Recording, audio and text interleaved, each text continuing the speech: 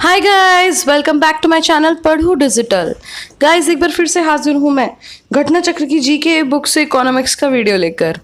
मैं आपको बता दूं कि मैं पहले ही इसके 6 पार्ट्स ला चुकी हूँ और आज ये 7th पार्ट हम वहीं से कंटिन्यू करेंगे। लेकिन अगर आपने पिछले पार्ट्स नहीं देखे हैं तो पहले आप उन्हें देखिएगा, तभी आगे समझ में आएगा। मैं यहाँ इस बुक की ऑडियो प्रोवाइड करा रही हूँ जिसमें सिर्फ रीडिंग ही नहीं करूँगी बल्कि डेली लाइफ के सिंपल एग्जाम्पल से एक्सप्लेन करती जाऊँगी और क्वेश्चंस पुट अप करूँगी। तो आप मुझे कमेंट सेक्शन में कमेंट करके बताइएगा उसका आंसर।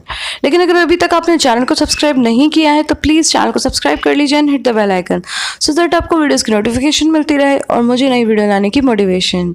सो विदाउट वेस्टिंग मच टाइम चलते हैं सीधा वीडियो की ओर।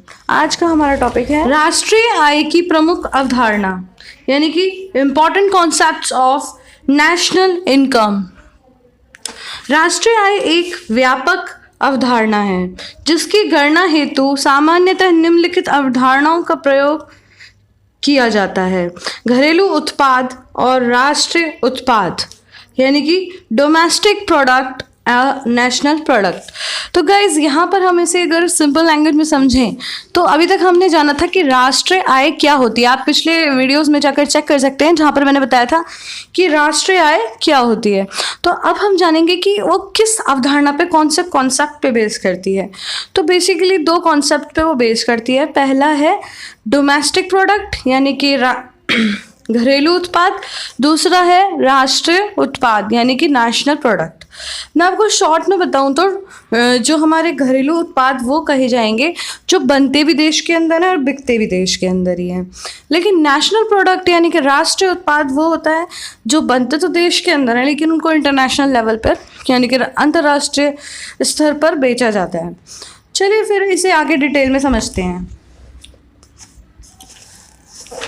देखिए, सकल घरेलू उत्पाद ग्रॉस डोमेस्टिक प्रोडक्ट, जीडीपी। देखिए, किसी एक वित्तीय वर्ष में किसी देश में निवास करने वाले सभी व्यक्तियों, जिसमें विदेशी भी शामिल हैं, द्वारा अंतिम रूप से उत्पादित वस्तुओं एवं सेवाओं से अर्जित कुल आय को सकल घरेलू उत्पाद कहते हैं।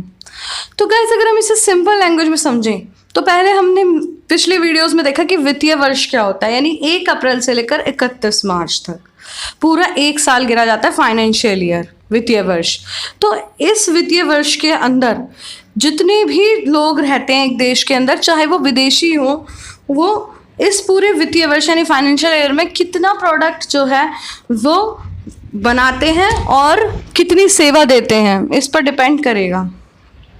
ठीक है, उसको मिला के हम बोलेंगे सकल घरेलू उत्पाद, यानी कि ग्रॉस डोमेस्टिक प्रोडक्ट। ठीक है, अब अगर इसे और डेली यूज़ की लैंग्वेज से समझे, जैसे मान लीजिए कोई चाय की खेती कर रहा है, कोई घर पर औरतें जैसे कि सिलाई वगैरह करती हैं, या फिर किसी ने शॉप पर क्या कमाया है, या कोई गवर्नमेंट जॉब में है, सिविल सर्विस में है, तो उससे जो भी सेवाएं उसने दी हैं वो सब मिलाकर एक वित्तीय वर्ष में जितना होता है उसे हम बोलते हैं जीडीपी, यानी कि सकल घरेलू उत्पाद, ग्रॉस डोमेस्टिक प्रोडक्ट। अब आ जाते हैं प्रति व्यक्ति सकल घरेलू उत्पाद, per capita GDP. Per capita GBD क्या होती है? सकल घरेलू उत्पाद में देश की जनसंख्या का भाग देने पर जो भाग फल प्राप्त होता है उसे प्रति व्यक्ति सकल घरेलू उत्पाद कहते हैं। तो सकल का मतलब है टोटल, ठीक है ना।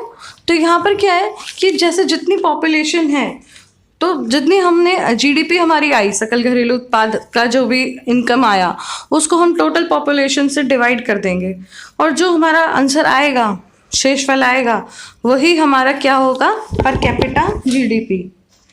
अब चलते हैं नेक्स्ट पॉइंट पर, तो वो है निवल घरेलू उत्पाद, यानी कि नेट डोमेस्टिक प्रोडक्ट, निवल घरेलू उत्पाद। तो अब देखिए ये क्या होता है, सकल घरेलू उत्पाद में से पूंजीगत वस्तुओं के मूल्यह्रास को घटाने पर जो प्रतिफल प्राप्त होता है उसे निवल व विशुद्ध घरेलू उत्पाद कहते हैं। तो गाइज, यहाँ पर अगर हम इसे सिंपल लैंग्वेज में समझें कि नेट डोमेस्टिक प्रोडक्ट होता क्या है, तो देखिए कैसे निकालते हैं। जीडीपी में से डिप्रिशिएशन माइनस कर दीजिए, जो भी जीडीपी निकल कर आई है सकल घरेलू उत्पाद, उसमें से हम मूल्यह्रास को अगर घटा देते हैं तो हमारा निकल कर आता है नेट डोमेस्टिक प्रोडक्ट। अब आप सोचेंगे कि ये मूल्यह्रास यानी कि डिप्रिशिएशन होता क्या है। तो डिप्रिशिएशन क्या होता है, जैसे मान लीजिए कोई भी प्रोडक्ट है, अब जैसे हमने तो ले लिया एक फाइनेंशियल ईयर, लेकिन उस बीच में हो सकता है कि उसकी जो वैल्यू है, उसका जो प्राइस है वो कम हुआ हो। कम होने के बहुत से फैक्टर हो सकते हैं, जैसे मान लीजिए साल की शुरुआत में गर्मी आई तो यहाँ पर एसी, फ्रिज, कूलर इनकी डिमांड बढ़ेगी, लेकिन जैसे जैसे गर्मियाँ ख़त्म होंगी इसकी डिमांड ख़त्म होने लगेगी, कम होने लगेगी, तो इसकी जो रेट है उसमें डिफरेंस आ जाएगा। या फिर हो सकता है कि अब उतना मार्केट में नहीं रहा प्रोडक्ट की वैल्यू, क्योंकि उससे भी बेटर कोई आ गया। तो शुरू में तो थी, लेकिन क्योंकि उससे बेटर कुछ आ गया मार्केट में तो अब उसकी वैल्यू घट गई, तो उसको बोलते हैं डिप्रिशिएशन यानी मूल्यह्रास। तो वो हम घटा देंगे अगर सकल घरेलू उत्पाद में से, तो हमारा नेट डोमेस्टिक प्रोडक्ट यानी कि निवल घरेलू उत्पाद निकल कर आ जाएगा, विशुद्ध घरेलू उत्पाद। अब नेक्स्ट पॉइंट है सकल राष्ट्रीय उत्पाद यानी कि ग्रॉस नेशनल प्रोडक्ट। अभी तक हमने ग्रॉस डोमेस्टिक प्रोडक्ट देखा था, अब हम ग्रॉस नेशनल प्रोडक्ट देखेंगे यानी कि सकल राष्ट्रीय उत्पाद। तो क्या होता है सकल राष्ट्रीय उत्पाद? तो देखिए, जब वस्तुओं और सेवाओं का उत्पादन देश के निवासियों द्वारा, चाहे ये देश की सीमा के बाहर हो या देश के भीतर हो, उसे सकल राष्ट्रीय उत्पाद कहते हैं। अगला पॉइंट है गाइस कि देखिए यहाँ पे इस पॉइंट को मैं शॉर्ट में बताती हूँ आपको सिंपल लैंग्वेज में। ये बोल रहा है कि कोई भी जो भी हमारा या देश के भीतर हो तो उसे हम सकल राष्ट्रीय उत्पाद कहते हैं। मतलब या तो वो देश के नागरिकों द्वारा या देश में रह रहे फॉरेनर्स, विदेशी नागरिकों द्वारा, या जो भी बाहर से एनआरआई वहाँ से कोई प्रोडक्ट बनाकर देश को दे रहे हैं, वो ये सारा मिलाकर हम क्या बोलते हैं? Gross national product. Okay guys, तो अब नेक्स्ट पॉइंट इसका क्या है? नेक्स्ट है हमारा topic net national product, NNP. तो एनएनपी क्या होता है? सकल राष्ट्रीय उत्पाद में से पूंजीगत वस्तुओं के मूल्यह्रास को घटा देने पर जो प्रतिफल प्राप्त होता है उसे निवल राष्ट्रीय उत्पाद कहते हैं। तो गाइस अगर हम सिंपल लैंग्वेज में से समझे तो मैंने अभी अभी आपको बताया था कि नेट डोमेस्टिक प्रोडक्ट क्या होती है। जब हम ग्रॉस डोमेस्टिक प्रोडक्ट में से डिप्रिशिएशन यानी कि जो भी मूल्यह्रास हुआ है उसे घटा देते हैं सकल घरेलू उत्पाद में से, तो हमें निवल घरेलू उत्पाद मिल जाता है। इसी तरह हमें निवल राष्ट्रीय उत्पाद पाना है तो क्या करेंगे? सकल राष्ट्रीय उत्पाद में से अगर डिप्रिशिएशन मूल्यह्रास को घटा दें, यानी कि एनएनपी हमें चाहिए तो हम जीएनपी में से क्या माइनस करेंगे? डिप्रिशिएशन मूल्यह्रास, तो हमारा निकल के आ जाएगा। तो ये सिंपल हुआ। अब चलते हैं नेक्स्ट पे। नेक्स्ट इसके बाद है हमारा निजी आय, प्राइवेट इनकम। अब देखिए प्राइवेट इनकम क्या होती है? निजी आय वह आय है जिसमें निजी उद्यम हो व घरेलू क्षेत्र द्वारा अर्जित कुल आय तथा सरकार एवं शेष विश्व से प्राप्त विशुद्ध हस्तांतरण, भुगतान एवं आकस्मिक लाभ शामिल होते हैं। उल्लेखनीय है कि राष्ट्रीय आय में सार्वजनिक व निजी क्षेत्रों द्वारा अर्जित आय को शामिल किया जाता है, जबकि निजी आय में केवल निजी क्षेत्र द्वारा अर्जित आय को ही शामिल किया जाता है। इस प्रकार राष्ट्रीय आय हमेशा निजी आय से ज़्यादा होती है। तो गाइस इसे हम यहाँ पर बहुत ही सिंपल लैंग्वेज में समझने की कोशिश करते हैं।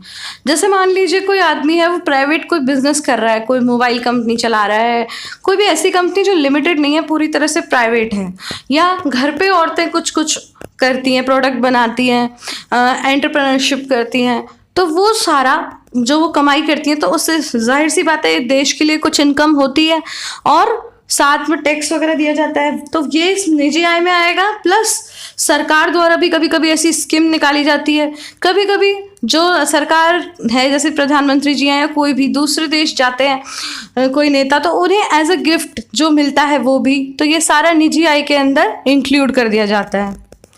इसके बाद नेक्स्ट है, तो अब देखिए गाइस नेक्स्ट समझने से पहले देखिए राष्ट्रीय आय में क्या होता है कि ये सारी चीज़ें तो शामिल होती हैं जो निजी आय में है, प्लस जो देश के अंदर पब्लिक सेक्टर है उससे जो कमाई हो रही है वो भी इंक्लूड किया जाता है, जो गवर्नमेंट जॉब कर रहे हैं। तो इसलिए हमेशा राष्ट्रीय आय जो है वो निजी आय से ज़्यादा होगी, यानी कि प्राइवेट इनकम जो है वो हमेशा नेशनल इनकम से कम होगी। तो गाइज इसी के साथ यहाँ पर एक क्वेश्चन पुट अप होता है, तो आप मुझे कमेंट सेक्शन में कमेंट करके बताइएगा कि जीएनपी क्या होता है, व्हाट इज जीएनपी। तो आप मुझे कमेंट सेक्शन में कमेंट करके बताइएगा। गाइज आज के लिए बस इतना ही। अगर आपको ये वीडियो पसंद आई है तो प्लीज़ इसे लाइक कीजिएगा, ज़्यादा से ज़्यादा लोगों में शेयर कीजिएगा। फिर मैं मिलती हूँ आपसे अगले वीडियो में, तब तक के लिए अपना बहुत सा ख्याल रखिएगा। Bye bye and take care.